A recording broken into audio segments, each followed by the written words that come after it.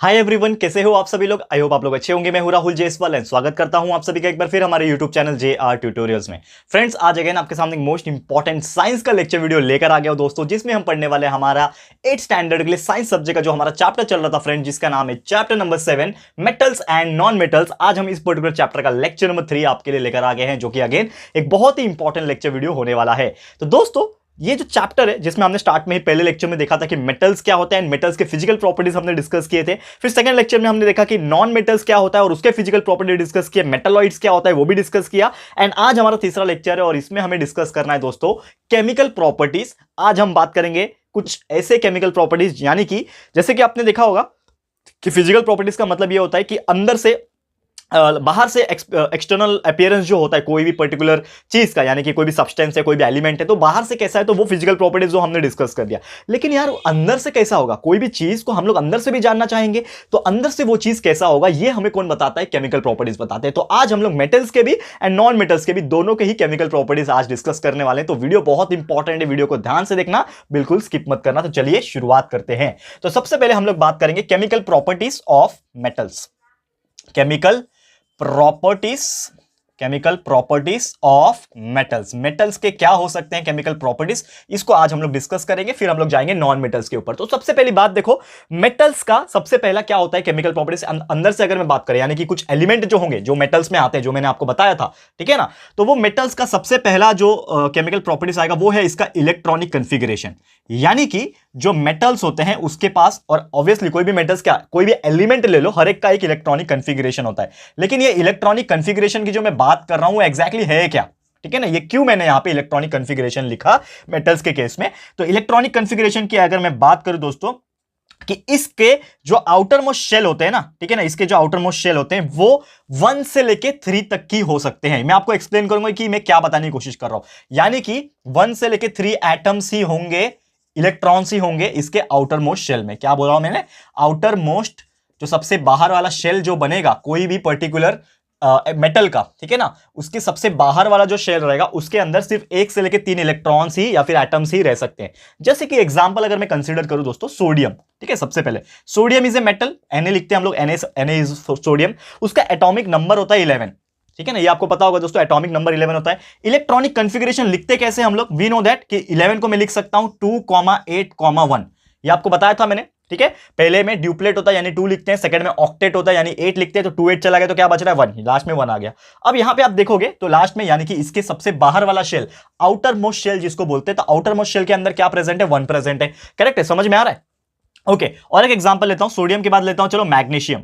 अब मैग्नीशियम में आप देखोगे तो इसका एटॉमिक नंबर होता है 12, ठीक है, और इसका इलेक्ट्रॉनिक कन्फिगरेशन की अगर मैं बात करूं तो वो होता है 2,8,2, ठीक है।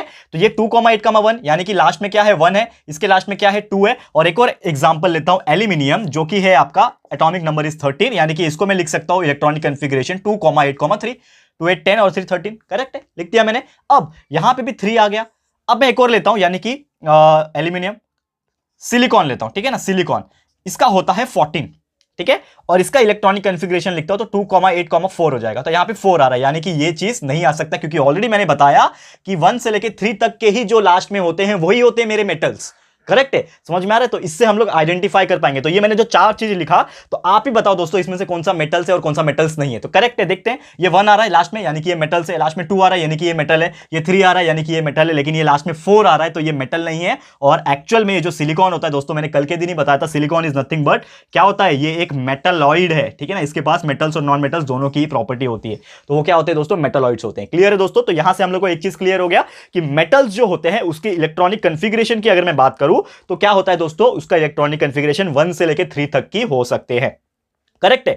अब मैं बात कर लेता हूं दोस्तों हमारा second chemical properties of metals. पहला हमने देख लिया इलेक्ट्रॉनिक कन्फिगरेशन, उम्मीद करता हूं कि ये आपको हेल्प करेगा। ये आप लिखते भी जाओ दोस्तों, अगर आपको लिखना है तो वीडियो पॉज करके आप स्क्रीनशॉट ले सकते हो या फिर डायरेक्टली नोटबुक में नोट डाउन कर सकते हो, ठीक है। तो ये मैं रफ कर रहा हूं दोस्तों, क्योंकि पहला पार्ट मैंने एक्सप्लेन कर दिया कि क्या होता है electronic configuration in case of metals, ठीक है, और कैसे हम लोग आइडेंटिफाई भी कर सकते हैं। अब मैं बात करूंगा सेकंड, जो कि है फॉर्मेशन ऑफ आयंस, यानी कि जो मेटल्स होते हैं इसका आयंस का फॉर्मेशन कैसे होता है, ये हम लोग यहां पे डिस्कस करने वाले हैं।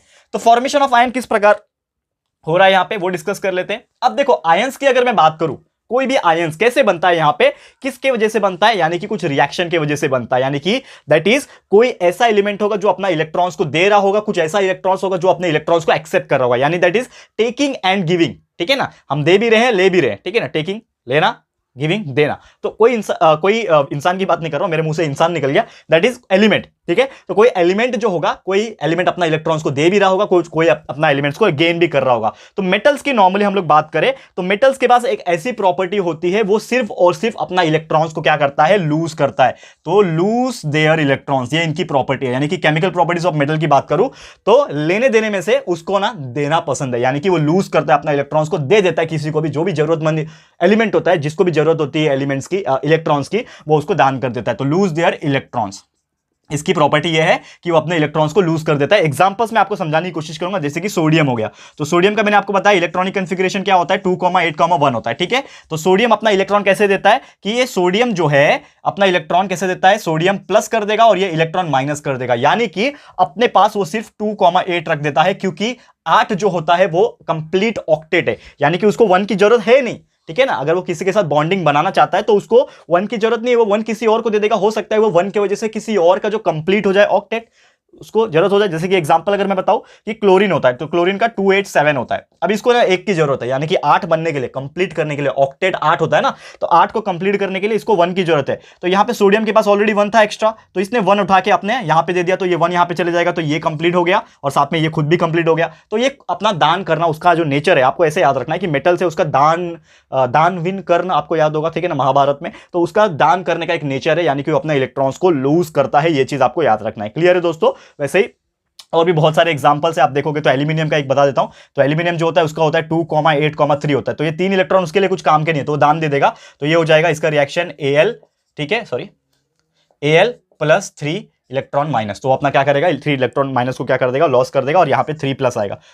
जब जितना इलेक्ट्रॉन वो देगा उतना उसके ऊपर चार्ज आ जाता है। ये 1 इलेक्ट्रॉन उसने लूज किया तो इसके ऊपर 1 प्लस आया, इसने 3 इलेक्ट्रॉन लूज किया, क्योंकि लास्ट में इसके 3 है ना, तो उसने अपना 3 इलेक्ट्रॉन लूज किया, तो इसके लिए इसके ऊपर 3 प्लस लिखा गया। ये सब रेडिकल्स होते हैं, ये आप लोग हायर स्टैंडर्ड में जाओगे तो और डिटेल में पढ़ोगे। क्लियर है दोस्तों? तो उम्मीद करता हूं कि हमारा second property formation of ions का ये आपको समझ में आ गया होगा। अब चलते हैं हमारे अगले प्रॉपर्टी की तरफ, जिसका नाम है दोस्तों, यहां पे हम लोग को पढ़ना है थर्ड केमिकल प्रॉपर्टी, जो कि है मेटल्स का ऑक्सीजन के साथ कैसे रिएक्शन होता है, वो हम लोग को डिस्कस करना है। ठीक है, तो थर्ड केमिकल प्रॉपर्टी, ठीक है, that is reaction of metals with oxygen. Metals with oxygen, यानी कि जो मेटल्स होते हैं ना, वो ऑक्सीजन के साथ बड़े आराम से रिएक्शन कर पाते हैं। एक प्रॉपर्टी होती है मेटल्स की, वो ऑक्सीजन के साथ रिएक्ट करते हैं। तो जब भी कोई भी मेटल ले लो एग्जांपल के तौर पे, तो मेटल प्लस ऑक्सीजन के साथ जब वो रिएक्शन होगा तो क्या बनाएगा, मेटल का ऑक्साइड बना देगा। क्या बना देगा दोस्तों, मेटल का ऑक्साइड बना देगा। जैसे कि एक मेटल लेता हूं मैग्नीशियम, मैग्नीशियम के साथ मैं ऑक्सीजन रिएक्ट करता हूं, ठीक है, तो ये क्या बना देगा, MgO, यानी कि मैग्नीशियम ऑक्साइड बना देगा। ठीक है, Ca लेता हूं कैल्शियम प्लस ऑक्सीजन करूंगा तो ये बना देगा कैल्शियम ऑक्साइड। तो मतलब जो भी मेटल्स में लेता हूं उसके साथ अगर मैं ऑक्सीजन को रिएक्ट जब करवाऊंगा दोस्तों, तो वो क्या बना लेगा दोस्तों, यहां पे अपना ऑक्साइड बना लेगा। तो जो भी मेटल है, magnesium oxide, sodium oxide, calcium oxide, aluminium oxide, ये जितने भी एलिमेंट्स मेटल्स जब उसके साथ रिएक्ट करेंगे तो वो क्या करेगा, अपना ऑक्साइड बना लेगा। तो ये हो गया तीसरा केमिकल प्रॉपर्टीज ऑफ मेटल्स। उम्मीद करता हूं कि ये आपको हेल्प करेगा। ठीक है, थर्ड हो गया। अब चलते हैं हमारे चौथे मेटल्स की जो प्रॉपर्टी है, केमिकल प्रॉपर्टी, फोर्थ प्रॉपर्टी, जिसका नाम है reaction of metals with oxygen. देखा, अब मैं बात करूंगा रिएक्शन विद एसिड, यानी कि जो मेटल्स होंगे कोई भी एसिड के साथ किस प्रकार रिएक्शन कर पाते हैं, वो हम लोग यहां पे आपके सामने डिस्कस करेंगे। यानी कि एसिड के साथ कैसे रिएक्शन होगा।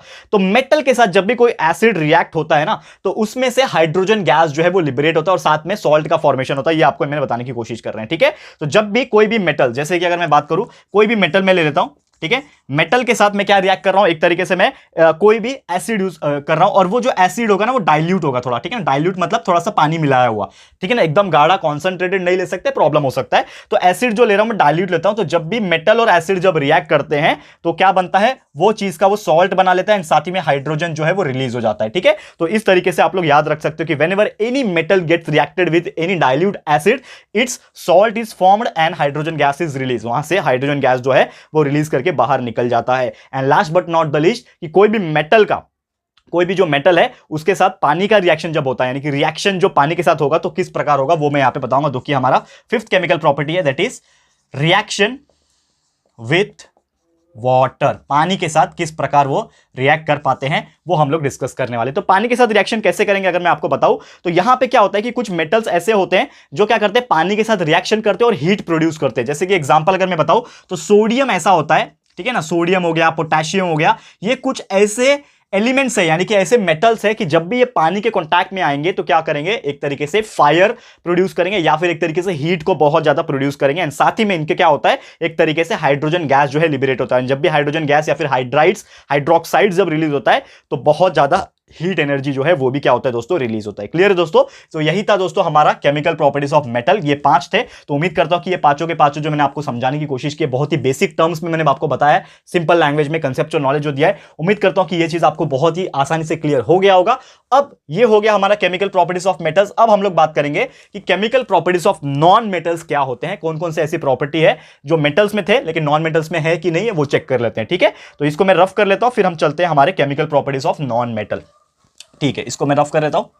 ठीक है, नॉन मेटल्स का भी प्रॉपर्टीज जो है दोस्तों बहुत इंपॉर्टेंट होता है पढ़ना, क्योंकि देखो मेटल्स का हमने फिजिकल पढ़ लिया, अभी अभी हमने केमिकल भी पढ़ लिया, यानी कि मेटल्स टोटली कंप्लीट हो चुका है हमारा, कि हमको समझ में आ गया कि मेटल्स क्या होता है, उसके फिजिकल प्रॉपर्टीज, बाहर से कैसा दिखता है, अंदर से कैसा होता है, क्या क्या उसके प्रॉपर्टीज होते हैं, हर चीज हमने क्लियर कर दिया यहाँ पे। अब मैं थोड़ा सा बात करूंगा यहाँ पे नॉन मेटल्स के कैटेगरी की, क्या होते हैं नॉन मेटल्स। फिजिकल तो हमने देखा हुआ है प्रीवियस लेक्चर में, लेकिन आज मैं बात करने वाला हूं दोस्तों कि किस प्रकार होते हैं इसकी chemical properties, chemical properties of non metals. Non metals की क्या हो सकते हैं केमिकल प्रॉपर्टी। ठीक है दोस्तों, ठीक है, हैंडराइटिंग को थोड़ा इग्नोर कर देना दोस्तों। मैंने एक दो कमेंट पढ़ा था कि सर आपका हैंडराइटिंग बहुत खराब है। आई नो कि हैंडराइटिंग क्या होता है कि हम कुछ फास्ट लिखाने की कोशिश करते हैं तो बोर्ड पे वो लेवल का हैंडराइटिंग नहीं निकलता है, और इवन मेरे से भी कुछ वर्स लोगों की हैंडराइटिंग देखी है मैंने, but that is not the point दोस्तों।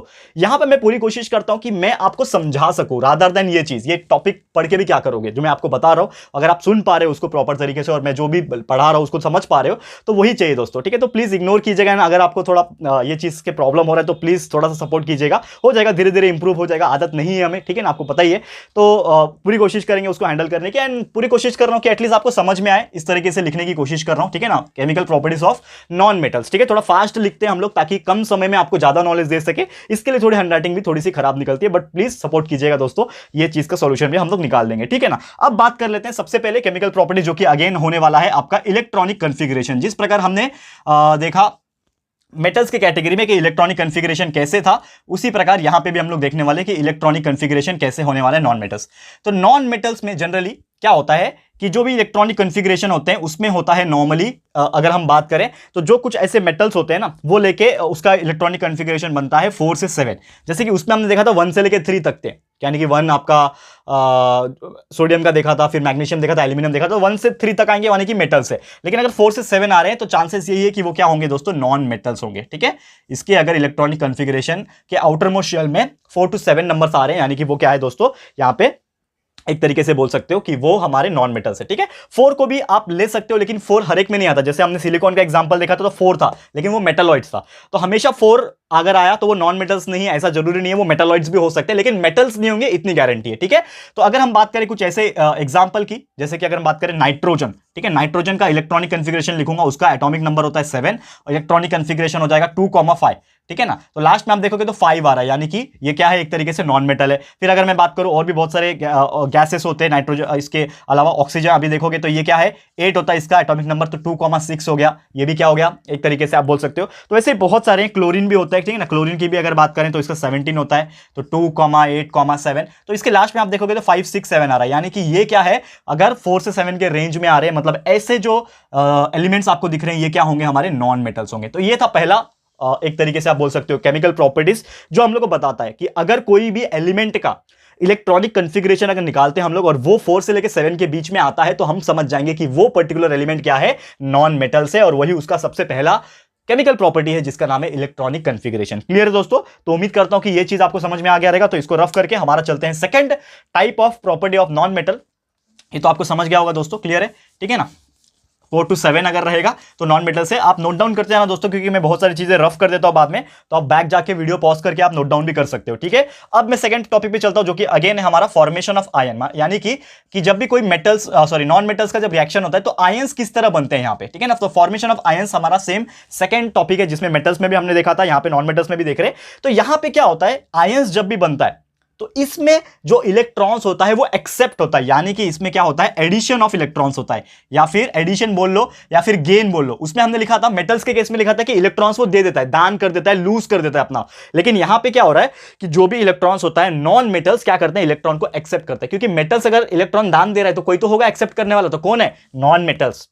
तो नॉन मेटल ऐसे एलिमेंट्स होते हैं जो इलेक्ट्रॉन्स को गेन करते हैं, ऐड करते हैं, एक्सेप्ट करते हैं। तो एडिशन हो रहा है, गेन हो रहा है इलेक्ट्रॉन्स का, तब जाके ये नॉन मेटल्स का फॉर्मेशन होता है, ठीक है। गेन ऑफ इलेक्ट्रॉन्स यहां पे मैं लिख सकता हूं, इलेक्ट्रॉन्स ई माइनस यानी कि इलेक्ट्रॉन होता है, शॉर्टकट मैंने लिखा है, ये आपको याद रखना है, ठीक है। तो एक्सेप्ट करते हैं इलेक्ट्रॉन्स को। जैसे कि अगर मैं बात बताऊं यहां पे एक एग्जांपल क्लोरीन का मैंने बताया था ऑलरेडी, तो यहां पे मैं लिखता हूं क्लोरीन के लिए, तो क्लोरीन का जो एटॉमिक नंबर होता है वो दोस्तों होता है 17, करेक्ट है। और इसको इलेक्ट्रॉनिक कॉन्फ़िगरेशन में अगर लिखूंगा तो लिखूंगा 287, ठीक है ना, 2 8 10 10 + 7 17 हो गया, 287। तो लास्ट में 7 है, तो इसको एक इलेक्ट्रॉन की जरूरत है, क्योंकि अगर वो 7 इलेक्ट्रॉन है इसके पास तो 7 का 7 तो दे नहीं सकता, ज्यादा हो जाएगा, तो वो एक इलेक्ट्रॉन किसी से ले सकता है, तो सोडियम देने के लिए तैयार था, हमने देखा था। तो ये एक इलेक्ट्रॉन इसमें प्लस हो जाएंगे, तो ये क्या बन जाएगा, 2,8,8 बन जाएगा, यानी कि इसका आउटर मोस्ट शेल जो है वो कंप्लीट हो गया, यानी कि इसने क्या किया, इलेक्ट्रॉन को गेन किया, एक्सेप्ट किया। तो ऐसे चीज में जो भी इलेक्ट्रॉन को गेन करता है वो चीज को हम लोग क्या बोलते हैं दोस्तों, नॉन मेटल, यानी कि क्लोरीन मेरा क्या है, नॉन मेटल है। तो ऐसे बहुत सारे एग्जांपल्स आपको देखने मिलेंगे। जैसे कि अगर मैं बताऊं